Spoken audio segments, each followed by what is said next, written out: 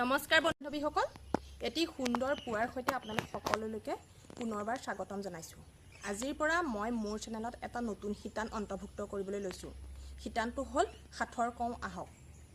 কাৰণ আমাৰ সন্তানসকলে বৰ্তমান সময়ত সাঁথৰ কি বস্তু চিনি নোপোৱা হৈছে। আমি যিটো সময়ত পৰীক্ষা শেষ হোৱাৰ পিছত সাঁথৰ স্কুলত অফ পালে সাঁথৰ সোধাসুধি কৰোঁ, সাধু কওঁ, সেই সময়ত কিন্তু আমাৰ সন্তানসকলে সেইখিনি নজনা হৈছে। আৰু সেয়ে মই সপ্তাহৰ দুটা দিন, দেওবাৰ আৰু বৃহস্পতিবাৰে আপোনালোকৰ মাজলৈ দুটাকৈ সাঁথৰ আগবঢ়াই দিম আৰু আপোনালোকে উত্তৰসমূহ কমেণ্টত দিব আৰু ময়ো কমেণ্টত লিখি দিম। যদি শিতানটো ভাল পায় আপোনালোকে আগবঢ়াই নিব বুলি আশা কৰিলোঁ। আজি দুটা সাঁথৰ সুধিম আৰু আপোনালোকে উত্তৰসমূহ কমেণ্টত দিব। আজি প্ৰথমটো সাঁথৰলৈ আগবাঢ়োঁ ব'লকচোন।